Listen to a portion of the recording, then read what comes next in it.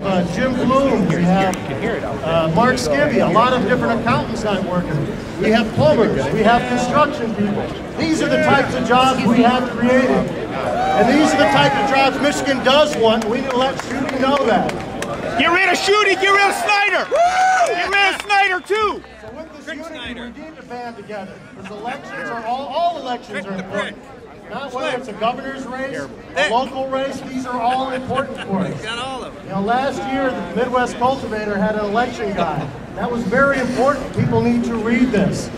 And other organizations will be coming up. Look for these election guides, because they will point out the pros and cons with different people. You know, we have Republicans, we have Democrats. You know, it's no longer can we straight ticket vote. We lost a couple really good candidates in Ypsilanti, one in particular, Dave Palmer, ran as an independent. He had no chance to win because 49% of people straight ticketed Democratic. You know, we lost a good marijuana activist because of that. There ain't any good we need to look, forget Democrats, forget Republicans, vote the right people. And that's what we need to do. And we have an organization that was created during 2010. It's called the Michigan Association of Compassion Centers, or the MAC. Now, this is an organization where we all got together, a lot of the compassion centers, and said, you know what, we need to stop this ourselves. So we put this organization together, and I'm proud to be one of the founding members, along with Ohm, Big Daddies, Green Bee, Michigan Organics. Michigan Organics just joined, and a couple other ones. You know, we're here, we're in Lansing. We are fighting for the cause. We've got to make sure these politicians aren't changing our law. We have a good law right now. We want that. It's not vague. I don't know what people are talking about. It is clear cut, and we need to show them that. It's about education. So pay attention to these groups. You know, MAC in particular, their web address is bigmac.com with 2 C's. You know, they're going to have an election board on there so you can see who to vote for. You're going to see a lot of news on there. You know, when they go to Lansing. Chuck Green sat and talked about a lot of the activists from Big Daddies. Jamie Lowell, my partner, Ryan Basor out in Lansing. You know, all these people, they're out there in Lansing. They're dealing with, you know, Senator Jones. You know, making sure he's not going to put a couple of these laws through. These are the people we need to fight. And it looks like they're cutting me out, so I want you guys to fight for it. Thank you, Daryl! He had no clue I was going to be the one that was going to ramble on, did he? So here you go. Thank you, guys. Daryl!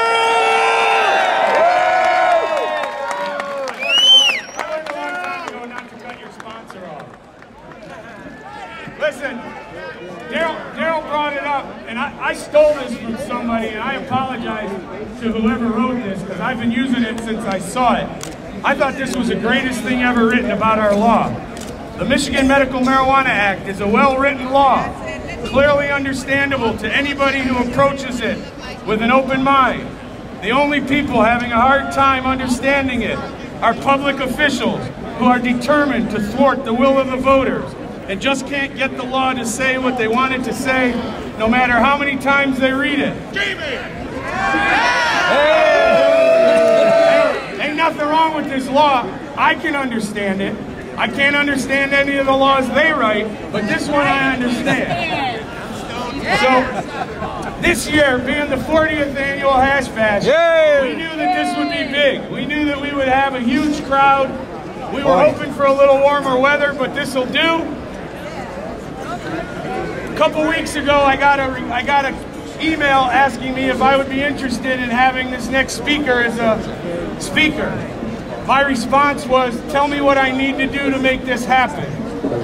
I don't know if you people know how huge this is, but our next speaker is the former Republican governor of the state of New Mexico. He was governor from 1994 to 2002, and in 1999 he became the highest-ranking elected official in the United States to publicly call for the legalization of marijuana.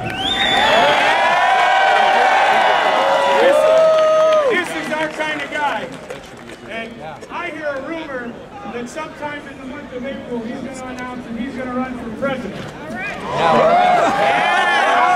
I'm really hoping that happens, because that would be a big fucking deal for us. Let me tell you.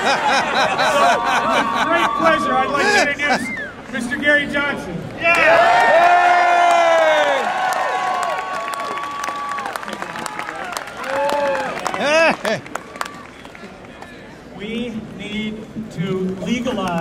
marijuana in this country. 90%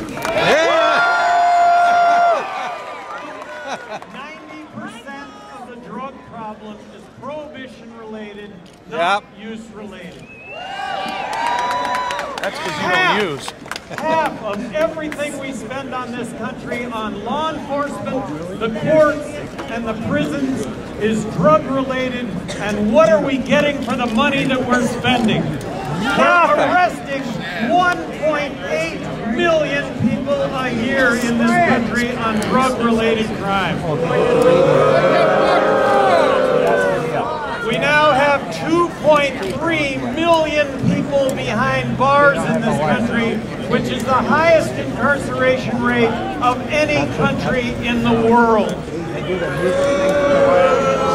A majority of those people behind bars in this country are there because they've committed arguably non-violent, victimless crime. They are there on drug-related crime.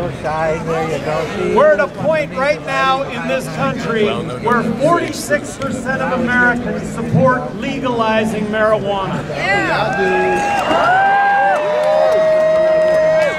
We're 2 years away from being at a national tipping point regarding this issue. This is something that's going to happen. This country's about liberty, this country's about freedom, and that's what we ought to rejoice in, is that liberty and that freedom and that personal responsibility that goes along with that. I want to applaud all of you for your activism, and I want to ask all of you to redouble your activism here in just the next few years, in going out and talking to people, debating with people. This is an issue that does really well under the light of day. Let's talk about it. Let's debate it. Encounter people that don't understand the issue, and with reason and logic, explain why. There are now 30 million Americans that, but for our drug laws, would otherwise be tax-paying, law-abiding citizens that have been subject to our criminal justice systems because of our marijuana laws. I applaud all of you. I ask all of you to redouble your efforts. Let's make this happen. Let's push it over the line.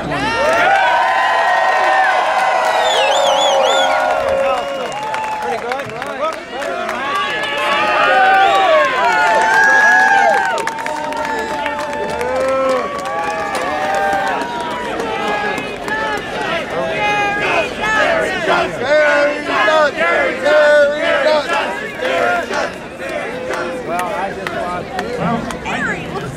I don't want to cause any trouble, but the last politician that was here smoked a joint, and that was like 1973. So,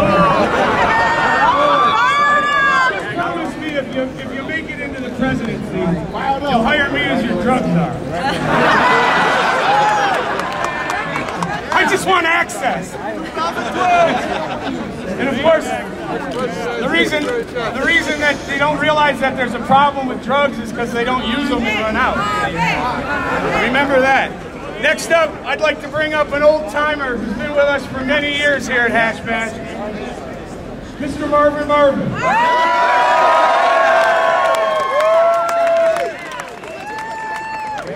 Hey, everybody.